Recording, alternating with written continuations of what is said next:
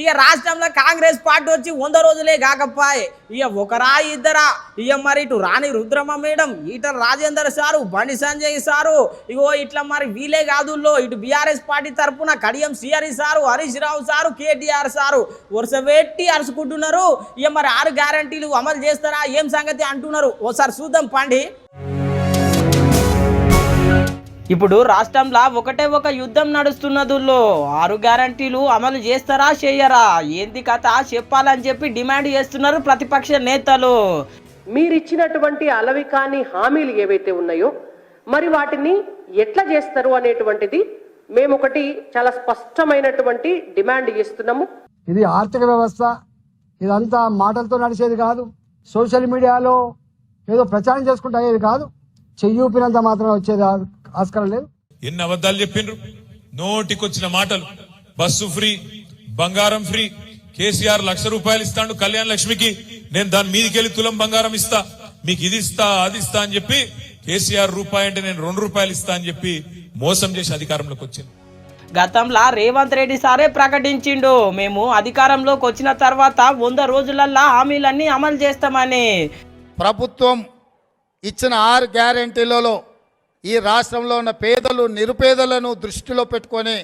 ఈ మాట ఇవ్వడం జరిగింది ఏ విధంగా అయితే తెలంగాణ ఇస్తామనే గ్యారెంటీ శ్రీమతి సోనియా గాంధీ గారు ఇచ్చి మాట నిలబెట్టుకున్నారో ఈ 6 గ్యారెంటీలను కూడా నిక్కచ్చిగా 100 రోజుల్లో అమలు చేసి తెలంగాణ ప్రజలకు ఒక సంక్షేమ రాజ్యంగా అభివృద్ధి రాష్ట్రంగా తెలంగాణను తీర్చిదిద్దడానికి కాంగ్రెస్ పార్టీ మాట ఇస్తుంది ఇప్పుడు 100 రోజులకు దగ్గర వస్తున్నది అమలు చేస్తారా చేయరా అని చెప్పి మస్తు మంది అరుచుకుంటున్నారు ముందుగల్లా రాణి రుద్రమ్మ మేడం ఏమంటుందో ఇనుండ్రి అది జరగకపోగా ఇవాళ అప్పుల రాష్ట్రంగా తెలంగాణ రాష్ట్రం ఏర్పడ్డది నిన్న మొన్న ఇచ్చినటువంటి ఆర్బీఐ నివేదికలో కూడా మనకున్నటువంటి అప్పులే దాదాపుగా 39.23% అప్పుల కాడికే మనం వచ్చినాం ఇవి ఇంకా పెరుగుకుంటూ పోతున్నాయి మరి ఈ పరిస్థితులల్లా మీరిచ్చినటువంటి అలవి కాని హామీలు ఏవైతే ఉన్నాయో మరి వాటిని ఎట్లా చేస్తారు అనేటువంటిది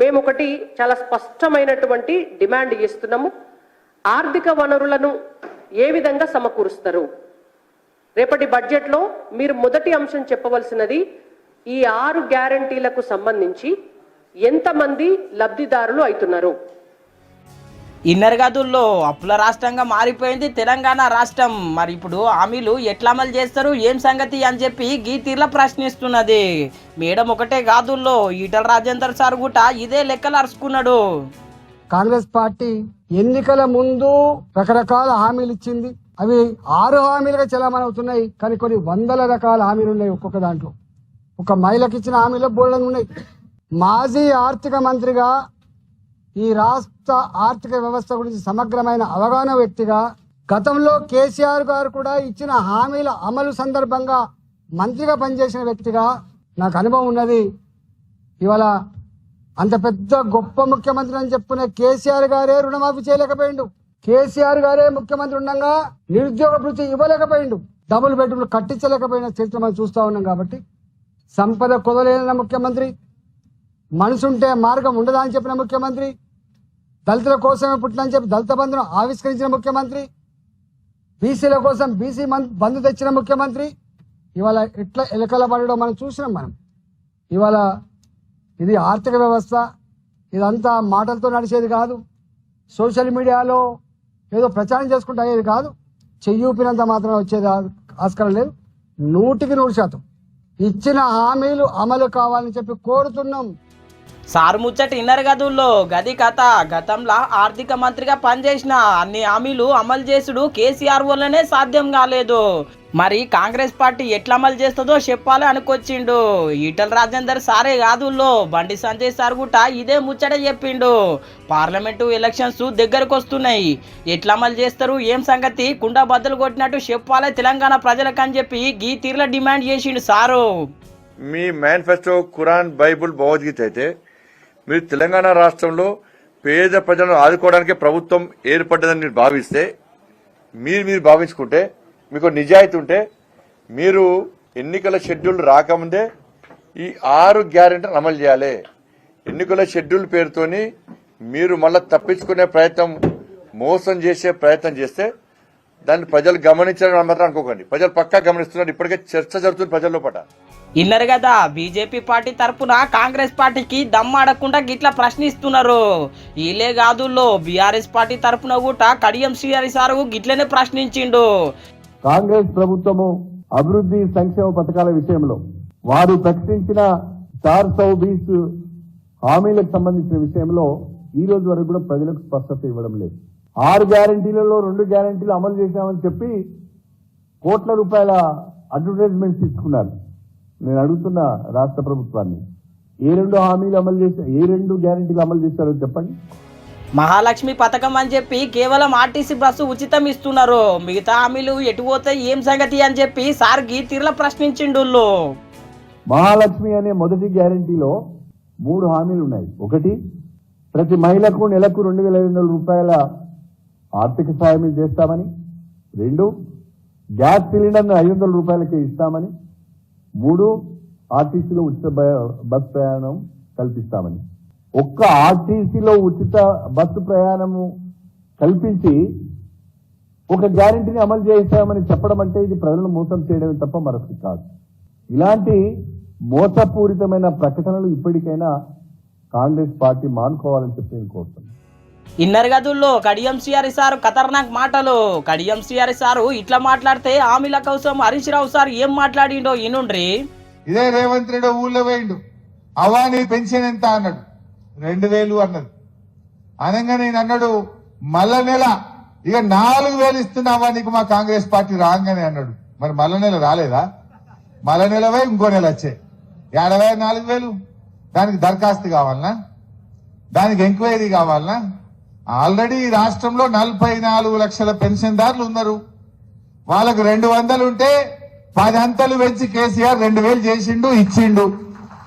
10 అంతలు పెంచలే మనం. నువ్వు ఇప్పుడు డబుల్ చేస్తా అన్నావు, చెయ్యి సీదా. దానికి దరఖాస్తు ఎందుకు? దానికి ఏం అడ్డం ఉన్నది? 2,000 పోయి 4,000 ఇవ్వడానికి నీకు ఏ కాగితం కావాలి? నీకు ఏం ఎంక్వైరీ కావాలి?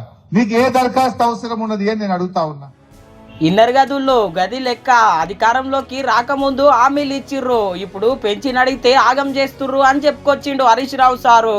హరీష్ రావు సార్ ఒకటే కాదుల్లో ఇటు కేటీఆర్ సార్ కూడా ఇడుస్తలేడు, గట్టిగానే అరుచుకుంటున్నాడు. ఈ 420 హామీలిచ్చి, దొంగ హామీలిచ్చి, చేయలేమని తెలిసి కూడా హామీలిచ్చి ప్రజలను మోసం చేసి వాళ్ళ అధికారంలోకి వచ్చిన తర్వాత మమ్మల్ని పార్లమెంటులో అక్కడ 17 సీట్లు గెలిపిస్తేనే చేయగలుగుతాం, లేకపోతే చేయలేమని చేతులెత్తేసిన రేవంత్ రెడ్డి ప్రభుత్వానికి బుద్ధి చెప్పవలసిన బాధ్యత మన మీద ఉన్నది. ఇదే మాట ఎన్నికలకు ముందు చెప్తే ప్రజలు ఓట్లేస్తుండేనా ఆలోచించమని చెప్పి నేను కోరుతున్నా.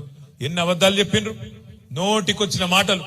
బస్సు ఫ్రీ, బంగారం ఫ్రీ, కేసీఆర్ 1,00,000 రూపాయలు ఇస్తాడు కళ్యాణ లక్ష్మికి, నేను దాని మీదికెళ్ళి తులం బంగారం ఇస్తా, మీకు ఇది ఇస్తా అది ఇస్తా అని చెప్పి కేసీఆర్ రూపాయి అంటే నేను 2 రూపాయలు ఇస్తా అని చెప్పి మోసం చేసి అధికారంలోకి వచ్చింది. ఎన్ని మాయ మాటలు ఒక్కసారి యాద్ చేసుకోండి. ఇన్నర్ గదుల్లో కేటీఆర్ సార్ ముచ్చట. మరి ప్రతిపక్ష నేతలు రోజుకొక ప్రెస్ మీట్ పెట్టి గీ తీర్ల ప్రశ్నిస్తుంటే రేవంత్ రెడ్డి సార్ మొన్న సభలో గీ తీర్ల జవాబిచ్చిండు. ఈ తెలంగాణ రాష్ట్రం ఎవరి చేతిలో భద్రంగా ఉంటుంది? ఈ తెలంగాణ రాష్ట్రం త్యాగాల పునాదుల మీద ఏర్పడ్డ ఈ రాష్ట్రం ఎవరు భద్రంగా కాపలా కాస్తారు, ఎవరు భద్రంగా ఈ రాష్ట్రాన్ని అభివృద్ధి పదం వైపు నడిపిస్తారో మీరు ఆలోచన చెయ్యండి.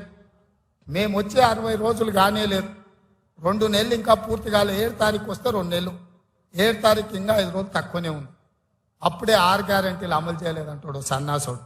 ఆయనతోని శాత కాదు ఎట్లా చేయడంటాడు. పిల్లి శాపనార్థాలకు ఉట్టి దిగిపడుతుందా? ఇలా పొంకనాలు కాకపోతే 10 ఏళ్లలో మీరు ఏనాడైనా పేదవాళ్ళ ఇంటికి 200 యూనిట్లు ఉచిత కరెంట్ ఇవ్వాలన్న ఆలోచన చేసినవా? పేదవాడు ఆత్మగౌరవంతో బ్రతకాలి అంటే ఇందిరమ్మ ఇండ్లు ఇవ్వాలన్న ఆలోచన ఏనాడైనా చేసినవా?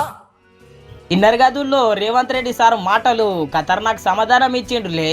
పాపము అధికారంలోకి వచ్చి 100 రోజులు కూడా గడవకపోయాయి, ఇప్పుడే 6 గ్యారంటీలు అని చెప్పి ప్రతిపక్ష నేత పోలు ఆగం చేస్తున్నారు. ఇదే ముచ్చట మీద మంత్రి శ్రీధర్ బాబు సారు సమాధానం ఇచ్చిండు.